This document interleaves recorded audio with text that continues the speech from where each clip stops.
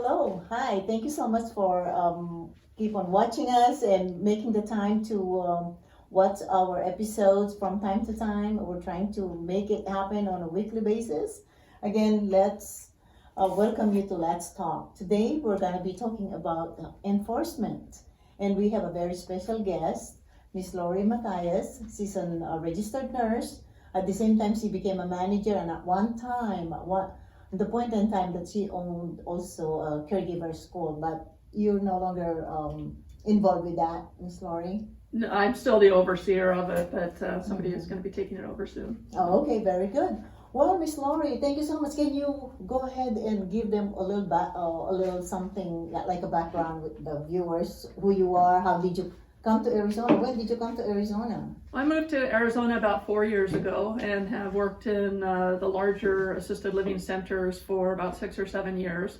And when I came to Arizona, I discovered that your caregivers needed trained. Mm-hmm. And in California, we just took people off the street, trained them within the facility, and there was no certification. That was it used to be here before in Arizona. Yeah, so there's definitely some benefits of certification and some that are difficult because then the students, it's harder to get people because they have to go through training. That's right. And so, I just got a real heart. I've always had a real heart for caregivers. Mm-hmm. That's what I love about working in assisted living is the heart of a caregiver and the passion and the dedication and the way that they give of themselves to, care for seniors. Yeah. And so I just have a heart for them. And the reason that we brought you in so that we can share your experience to our viewers. Being again, you are a registered nurse. You are working in another company, and also became recently a manager. When was that last year? When just you came to July 2019. I came through the school here. And as you guys know, for being a manager, you can manage too. And you've been managing facilities. When you put your RN hat, when you are working and then go to the facility, which one do you think is a little bit more challenging? With the assisted living, being a manager, or? Yeah, I think being a manager. So I work as a hospice nurse full time. Mm-hmm. And after receiving my manager's license last year, I had a friend who had a need for a manager's license, official one. Mm-hmm. And so you helped them. And so I was helping them and I hung my license. I wasn't doing it for money, and I know that's a very valid, somebody should get paid to be a manager. Yeah. But I just wanted to help out. And so I would go by the facility and they had an operations manager who was in charge of day-to-day compliance, all those things. And so I would just go by just to make sure the care was okay. Correct. And in the rules anyways, if you are a manager, you can be at least 8 hours in the facility, because again, it is your license, so you really need to take care of that. So with that regards, move forward. I know it's sometimes a little shocking that you got into the enforcement and you are not hesitant to talk about the enforcement. No, not at all, because I want people to learn from my experience. Oh, thank you so much. So working in you manage to, because that you're allowed to, it is within 25 miles, right? So how did you get into this situation that you got enforced? Because of the Department of Health Services. I'll tell you what I didn't do well is I did go to the buildings often at different times, and I saw that the care was quite good. Laughter, I'd go in and they wouldn't know I was there, and I would hear the laughter, people showering, and so the care was, I felt very good. Mm-hmm. But the operations manager often wasn't there, and I didn't have access to the materials, the documentation. Mm-hmm. And so what I didn't do well is I didn't oversee the manager's documentation and oversight of her employee files. Mostly the one that you ding for are the documents. All documents, yeah. Okay. So a couple of weeks ago, we made a show or an episode about for the care homeowners to follow, because these days the surveyors, they don't stay in the facility for longer period of times. They can only come in and then they're asking for documents. Yeah. So typically, I think a lot of care homeowners are getting in trouble because of the lack of documentation. So it's either they're lacking, they're missing, or they couldn't find them. Mm-hmm. It's a lack of organization. Very much so. That was the case here. So with this process of, did you get dinged for 2 homes? Or Yeah, just both one? homes, and so they put them together, but both homes had similar types of things missing. Okay. Things like somebody had only a CPR that was online and not, you know, not official. On medication, there was medication where and again, it's matching your policies with what you're doing. So in their policy, they had that you had to scale 1 to 10 on after you gave somebody before and after paid. And their caregivers weren't documenting afterwards on a 1 to 10 scale. They might write better or something like that, but because their policy said the 1 to 10, opioid, yeah, opioids. And so because their policy said it had to say 1 to 10, and they had just put better, but they have to have those scales. And so we've done as a correction is we changed it so it doesn't have to be only a 1 to 10, but you can use facial grimacing and all those things, you know, as a way to say what it was before and what it was after. Yeah. So the way, you know, of course, managing that and being an RN, of course, it's a little bit devastating on your end because you have an RN that you work hard for to protect, and then this one being a manager that dang it. The way you observed, is it when the Department of Health Services coming in, are they mostly dinging most care homeowners on the documentations? In our case, it was because our particular enforcement manager actually put a sentence in there that the residents appeared well cared for, but there was a lot of citations against the documentation. Do you do the service plan as well? Were you the one, because being an RN, you can do your service plans. Yeah, I would sign some of them. Yeah. Okay. So with this, so again, moving forward, after all of these, you found out that you are going to be served, or you are going to be enforced. Can you share your experience while you are with NCIA Board? You know, sometimes it's very intimidating, right? Yeah, so what was the process? Difficult. What was the process? The process for the NCIA Board was I wrote my response to the corrections and did explain that I wasn't there every day. And when I went before the board, the board chair actually felt like I should have moved all of the residents away from the home and not allowed the home to stay open under my license at all. And so it was a pretty strong admonition on his behalf that was not ethical to leave the residents where they were, which was kind of a funny thing because the whole reason I wanted to quit, you know, in December when I saw that there were issues, then we were enforced in February, and sure enough, the issues I did see in December were found. Still the manager. But I was still the manager, so it was me. It didn't matter that I was trying to fix things.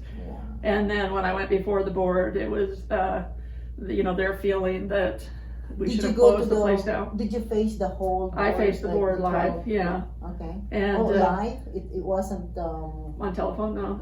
Okay. I was there live. Okay. And so it was pretty intimidating, and I would just encourage those of you who are nurses that it's a much greater impact when you're a nurse than it is if you're not. Both, I've been to a few meetings. I've been to one before just for CEU units. Then I went to one knowing that I was going to face the board, so I wanted to see what it was, you know, like from, you know, to be kind of prepared. And then as part of my enforcement, I had to listen, or, you know, either go or listen to a board meeting, and so I listened to one. And I can tell you that definitely those people who had an RN behind their names did receive a much stronger enforcement, but even verbally, just the way they were talked to was much stronger. And then what I discovered afterwards as well is that they do report those of us who are nurses to the national. The Board of Nursing? I don't know about the Board of Nursing yet. I haven't heard from them. Sort of assuming I will. But that they do put your name in the National Database of Practitioners, which is a database that not everybody can look at, but employers can look at. Yes. And those employers, if they belong to that database, they put all of their employees in there. And then if you're ever reported for malpractice or anything that would trigger it, then they can look and decide, well, we don't want to hire this person because they have this on their record. Now that board does let you put in a little response as well to say your side of the story, so the employer can see both sides. But it's there. But it's there. And so it's much stronger than, you know, obviously if you're a manager and you're not a nurse, there's nothing to report to other than the board, you know. So it's definitely a higher penalty. Yeah, and besides, you know, being if you're going to get enforced, aggravation. What else? You Yep. get depressed, you get nervous, you get, you Yeah. get paranoid. Yep. So those are the things that we don't want That's what to we be don't want. in that position, especially if you are, it's like you're in the court, right? Yeah, very much. Yeah, Yeah, it's very because strong. there are some people who keep on questioning you, and of course, if you get nervous, it takes you over, Yeah, right? yeah. You get blackout, and sometimes you wanna, it's uttering your speech. Yeah. Sometimes you wanna say something you You can't. can't get it out. You can't remember what you wanted to say. Yeah. After you leave, you think, oh, I should have, Yeah, that's should true. have done Because that. again, I believe this is just like a normal for a person who are getting nervous. They Yeah. have the physical symptoms. Sometimes you wanna pass out, right? You wanna throw up. Yeah. Same thing when you're taking the test and everything. But again, enforcement, as you have said, if you have an RN license that you really work hard for, Yeah. and then trying to manage a home where you get in trouble. Yeah. So this is especially if you're just trying to help. Yeah. And that's kind of that kind of sucks, right? I'm sorry to say that, but we have to be careful, right? So what are the things that you can share to our viewers for the same situation as you are, Yeah. RN or being enforced? Yeah. Because is it because negligence, or what do you think the cause of being enforced I think- as a manager? Yeah, the cause was, and I would say the number one question they ask everybody at the board meetings is, how many hours a week did you spend at the facility? Mm-hmm. And if you weren't saying that you were in your home a lot of hours every week, you could, and they didn't say how many hours did you work, because a lot of people work from their home but not within the facility. Mm-hmm. But they were very much focused on, in the community where the residents are, how many hours a week You're were you there? managing, right? Yeah, that they want to know that you are there a lot of hours. And then, in my case, I would just say, if you put your manager's license there, be the manager. Mm-hmm. Um, Don't just hang it. Don't just hang it. Make sure that you have really checked Get involved. the paperwork, and that you're involved in every admit, every new staff member, that you are making sure, even if you can't be there to do the training, that you are there to make sure every single piece of paper is there, and to have good forms and checklists to remind yourself of the things that you need to have Mm-hmm. done, which is what I created, was a lot of forms. Yeah. But I was too trusting and trusted the person Yeah. was But using them. They weren't. They're going So to do it. I would do it myself in the future, where I was the one looking at In everything. the event that you wanna. Yeah, I'm not sure I want to do it again, but if I was. Yeah, but of course, again, you just have to be careful what you're doing in every way, Yeah, I guess, yeah. and whatever things that you're doing. So you don't want to be enforced, because when you guys get enforcement, remember we have two agencies. The Department of Health Services, they're overseeing the facility. Yeah. So when you get enforced, the facility owner, if you're just a manager, they're going to pay the fine to Department of Health Yeah. Services. Then you have to go through with a lot of stuff too, Yeah. to make sure to clear your name. But again, Yeah. it's a public record. Then Department of Health Services, they are going to communicate with NCIA Board, because NCIA Board are the one who's taking care of these managers and caregivers. Yeah. That's when you get the enforcement. Then you pay the fine, Yeah. right? Uh-huh. Because there's a specific fine. Because I've seen people, they only paying 100. So I guess it depends on the severity of the deficiencies. Yeah. And So- in my case, there were two homes, so the fine was almost $500, so Yeah. it's quite a bit. And do you have to pay that as the manager, right? Yeah. And then of course you have to take a lot of a lot of people, they're putting them back to school. But Yeah. just think about it.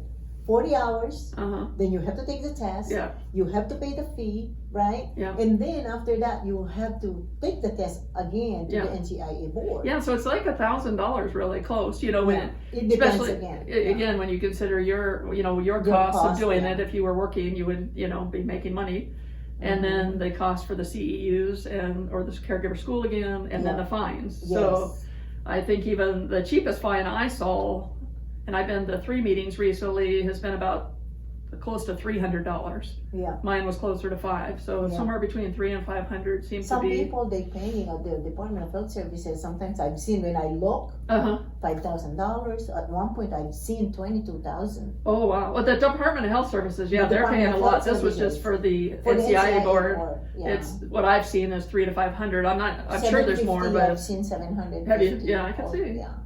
Again, it really depends, and you don't want to get into that. Just the aggravation, the time, Yeah. the fees, and then and then your name is out there The as relation- that. Your name and is the out there as a relationship too, deficiency. Miss Lori. Sometimes the relationship of friends, they parted ways because of this type of I can see that happening. Yeah. Yeah. So, So- I'm so close to my friend. Thank goodness. I mean, Amen to that. they're So- they're very apologetic, and what can they do? And it was my fault. I mean, really, Yeah. I was It is trying to do a both good thing, but I didn't do the responsibility. right thing, which was to Yeah. oversee the management of the place. Okay, so what can you, again, for the last time, you can, what do you can tell our viewers not to do? Yeah. If they are, we're just talking about RN Yeah. and the manager. What's the best thing that they can do to protect that license? I would just say, as an RN manager, make sure you are protecting both of your licenses, and that to know that you are definitely held to a higher standard of conduct, and that if you are hanging your license, that you are there weekly checking the paperwork. It just takes 1 week of not checking for the state, to come in, Department of Health Services, and do their investigation, and if you miss it, it's your license. So Okay, well, thank you very much, Miss Lori. I'm sure our viewers, they learned something from what you have shared with your own experience. Again, I'm sure we're gonna bring you back again in the future. And I really thank you so much for being the guest today for Let's Talk. Thank you so much, and we see you on the next episode. all right.